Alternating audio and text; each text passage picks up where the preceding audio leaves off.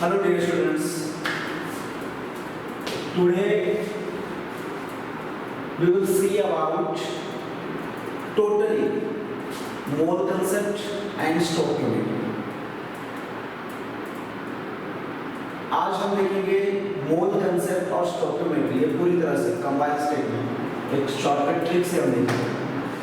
और अगर आप ये अच्छे से फॉलो करोगे, अगर आप रिमेंबर कर लोगे इसे और इसकी बार बार प्रैक्टिस करोगे तो 50% चैप्टर जो है some basic concept of chemistry ये आपका पूरा कवर हो जाएगा। ओके, पूरी तरह से कवर हो जाएगा। करीबन 50% जो न्यूमेरिकल्स आते हैं वो इसी पर डिपेंडेंट आते हैं।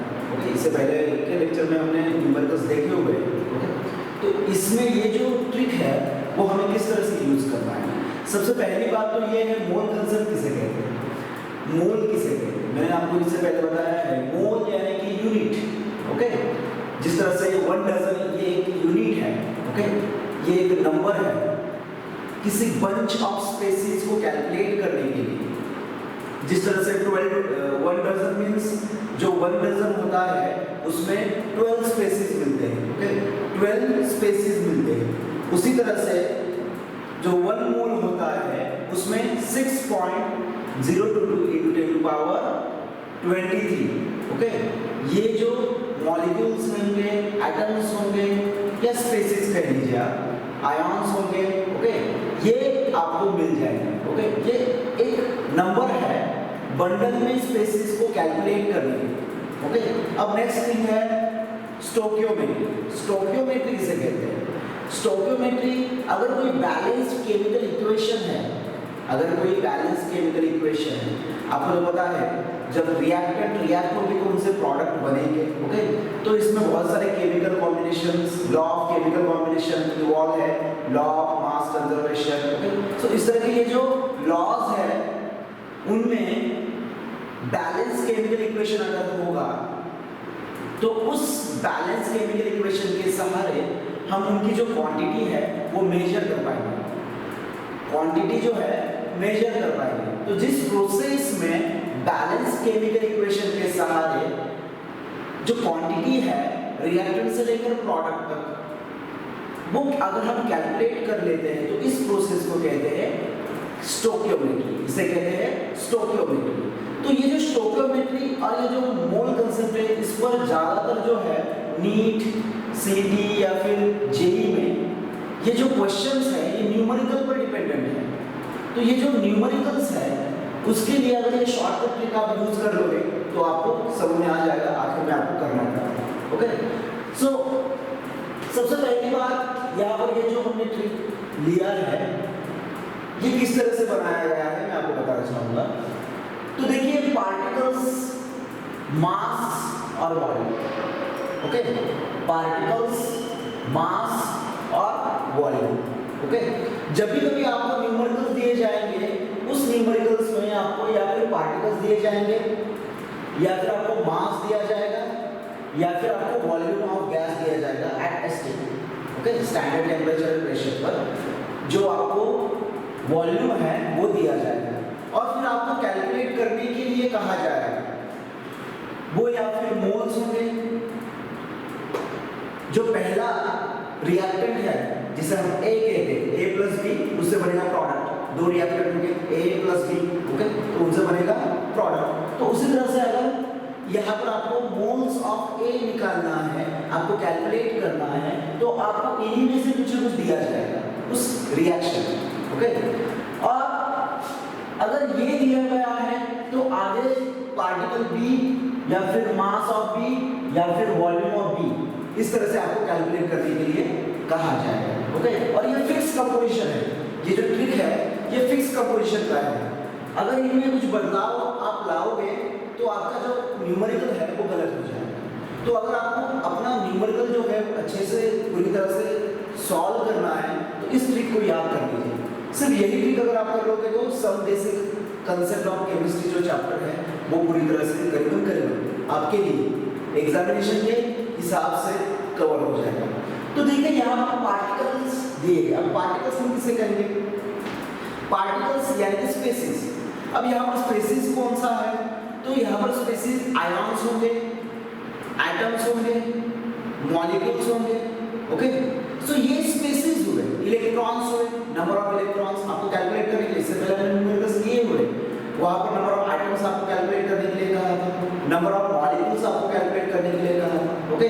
आपको वहां पर नंबर ऑफ आयंस कैलकुलेट करने के लिए कहा था, नंबर ऑफ इलेक्ट्रॉन्स कैलकुलेट करने के लिए कहा था। तो ये जो पार्टिकल्स है, ये पार्टिकल्स मींस कंबाइंड, यहाँ पर कुछ भी हो सकता है, आयंस हो सकते हैं, या फिर इलेक्ट्रॉन्स हो सकते हैं, या फिर एटम्स हो सकते हैं, या फिर मॉलिक्यूल्स हो सकते हैं, ओके। ये पार्टिकल ए और बी, ओके। उसी तरह से मास दिया जाएगा आपको, ये मास हुआ, मास तो आपको पता है। अब यहाँ पर मास जो है वो आपको ग्राम में दिया जाएगा, ओके। वॉल्यूम, यहाँ पर वॉल्यूम है। कोई अगर गैसियस रिएक्टेंट होंगे और उनसे अगर प्रोडक्ट की गैस बन रही है, यानी कि वो जो है वो गे-लुसाक लॉ फॉलो करता है, ओके। तो उस हिसाब से आपको वॉल्यूम दिया जाएगा, ओके। उस जो ए रिएक्टेंट है उसका आपको वॉल्यूम दिया जाएगा, ओके। और आपको बी जो है वो आपको कैलकुलेट करना है उस हिसाब से। तो सबसे पहली बात, अब ये ए और बी है क्या, ओके। ये तो समझ में आ चुका है आपको। पार्टिकल्स यानी कि स्पेसिस, वो आयंस होंगे, वो मॉलिक्यूल्स होंगे, ओके। वो इलेक्ट्रॉन्स होंगे, वो एटम्स होंगे, ओके। मास तो पता है, वॉल्यूम पता है, ओके।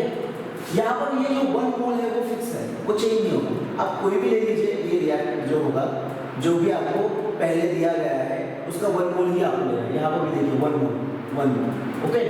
अब आपको जो पहला रिएक्टेंट दिया गया है, जो पहला स्पेसिस दिया गया है, उसके नंबर ऑफ मोल्स कैलकुलेट करने हैं। तो यहाँ पर आपको रुकना है, ओके।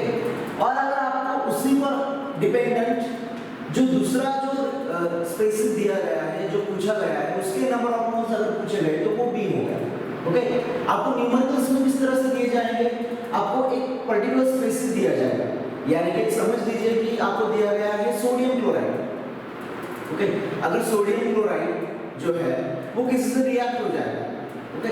सोडियम क्लोराइड अगर किसी से रिएक्ट हो जाएगा तो रिएक्ट होने के बाद कुछ ना कुछ प्रोडक्ट बन जाएगा।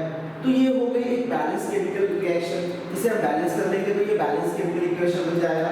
और जब ये प्रोडक्ट बन जाएगा तो आपको पूछा जाएगा, आपको दिया गया है मास, सोडियम क्लोराइड का मास दिया गया है, तो वो आपको दिया गया है और आपको मास कैलकुलेट करने के लिए कहा गया है। आपको मास कैलकुलेट करने के लिए कहा है, किसका, जो प्रोडक्ट बन चुका है वो। तो आपका जो स्पेसिस होगा नेक्स्ट बी, वो होगा जो पूछा गया है, जो न्यूमेरिकल्स में आपको पूछा गया है, जो क्वेश्चन में आपको पूछा गया है, इसका ये कैलकुलेट कर लीजिए। वो होगा पार्टिकल होगा, उसके पार्टिकल्स कैलकुलेट कर लीजिए, उसके नंबर ऑफ एटम्स कैलकुलेट कर लीजिए, उसके नंबर ऑफ मॉलिक्यूल्स कैलकुलेट कर लीजिए, उसके नंबर ऑफ आयंस कैलकुलेट कर लीजिए, उसके नंबर ऑफ इलेक्ट्रॉन्स कैलकुलेट कर लीजिए, ओके। जो भी कुछ आपको दिया गया है, पूछा गया है, वो आपको यहाँ पर कैलकुलेट करना है, ओके।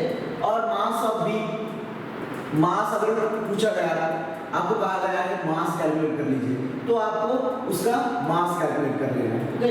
अगर आपको वॉल्यूम पूछा गया है तो आपको वॉल्यूम कैलकुलेट करना है। तो किसी एक स्पेसिस का आपको दिया जाएगा, एक पर्टिकुलर पार्टिकल दिया जाएगा, या फिर मास दिया जाएगा, या फिर वॉल्यूम दिया जाएगा, या फिर यहाँ से स्टार्ट किया जाएगा, मोल्स दिए जाएंगे आपको, ओके।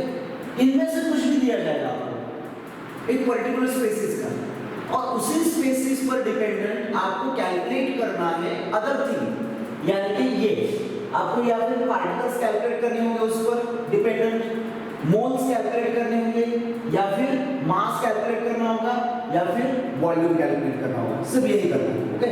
अब देखिए फॉर एग्जांपल के लिए मैं आपको बताना चाहूंगा, अगर आपको वॉल्यूम किसी पर्टिकुलर गैस से दिया गया है और वो रिएक्ट हो चुका है किसी के साथ, और प्रोडक्ट एक गैसियस प्रोडक्ट बन चुका है। अब जब प्रोडक्ट गैसियस प्रोडक्ट बन चुका है तो इसका अगर आपको वॉल्यूम दिया गया है, ये तो वॉल्यूम आपको दिया जाएगा, ओके। सो आपको स्टेप किस तरह से करने होंगे, सबसे पहले आपको ये ब्लॉक सिलेक्ट करना होगा इस तरह से, और इस तरह से यहाँ तक आना होगा, यानी कि आपको अगर किसी एक पर्टिकुलर गैसियस रिएक्टेंट का अगर आपको वॉल्यूम दिया गया है और जो प्रोडक्ट है उसका आपको पूछा गया है वॉल्यूम, आप कैलकुलेट कर लीजिए, तो आपको यहाँ से लेकर पूरी तरह से इसे आपको कैप्चर करना है।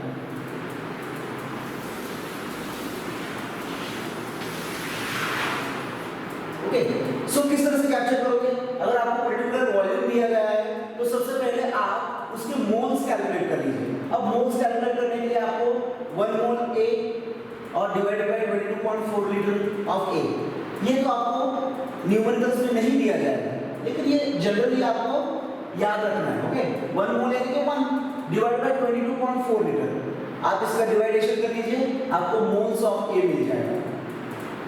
जब मोल्स ऑफ A मिल जाएगा तब जो B है जो आपको पूछा गया है उसके कोएफिशिएंट किसे कहते हैं? जो बैलेंस केमिकल इक्वेशन बैलेंस करने के लिए सबसे पहले जो नंबर ऑफ मोल्स 2 4 जो रहता है वो जो कैलकुलेट करने के लिए जो रखा गया है उसे कोएफिशिएंट कहते हैं।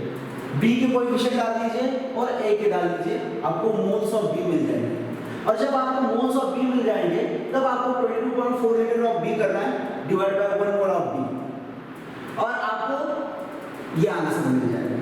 ओके, यानी कि ये जो पूरा न्यूमेरिकल है ये सारा का सारा इस ट्रिक पर डिपेंडेंट है। जितने भी न्यूमेरिकल्स आएंगे उसमें सारे के सारे अगर इस ट्रिक के यूज करने के बाद आप सॉल्व करोगे तो बहुत इजीली सॉल्व हो जाएगा और परफेक्टली सॉल्व होगा। इस ट्रिक को याद रखिए। ओके, अगर आपको दिया गया है पार्टिकल A, आपको नंबर ऑफ एटम्स दिए गए हैं, किसी एक स्पेसिस का आपको नंबर ऑफ एटम्स दिए गए हैं और आपको कैलकुलेट करने के लिए कहा गया है मोल्स ऑफ A कैलकुलेट करने के लिए कहा गया है। Moles of A, number of moles आपको कैलकुलेट करने उसके, तो आपको यही करना है। यहाँ पर आपको 1 मोल A डिवाइड बाय ये नहीं, यानी कि एवोगैड्रो नंबर आपको यहाँ पर डालना है और डिवाइडेशन के बाद आपको ये मोल्स ऑफ A मिल जाएंगे। ओके, तो देखिए इस ट्रिक को याद रखने के लिए एक शॉर्टकट भी है। अगर आप देख लो particle A, mass of A, volume of A left side में आ चुका है। राइट साइड में क्या होगा? Particle B, mass of B और volume of B। Okay, opposite side, same opposite side. अब बीच में जो कुछ है उसे देख लीजिए। बीच में सबसे बड़ा है ये moles of A and moles of B, ये सेंटर पॉइंट है। Moles of A and moles of B, okay, ये सेंटर पॉइंट है। अब मोल्स ऑफ A से लेकर आप मोल्स ऑफ B निकालना चाहते हैं तो कोएफिशिएंट B ऊपर की तरफ और कोएफिशिएंट A नीचे की तरफ। देखिए ये इस तरह से, ये इस तरह से। ओके, ये याद रखना। जब आप ये याद रखोगे तो बचा हुआ ये बीच का पार्ट। अब देखिए 1 mole of A Avogadro number, 1 mole of A molar mass, 1 mole of A 22.4 litre of A। Okay, और इसी को हमने यहाँ पर रिवर्स कर लिया। देखिए ये ऊपर चला गया और ये नीचे आ गया। देखिए इसमें और ये देखिए पूरी तरह से अपोजिट है, पूरी तरह से अपोजिट है, यानी रिवर्स कर दिया। तो बहुत सिंपल तरीका है इस ट्रिक को याद रखने के लिए। अगर आप इस ट्रिक को अच्छे से फॉलो करोगे, प्रैक्टिस करोगे तो आपको हर कोई न्यूमेरिकल्स जो है जो मोल कंसेप्ट पर डिपेंडेंट है वो आप इजीली सॉल्व कर पाओगे। ओके, सो यहाँ पर रुकेंगे टिल नेक्स्ट।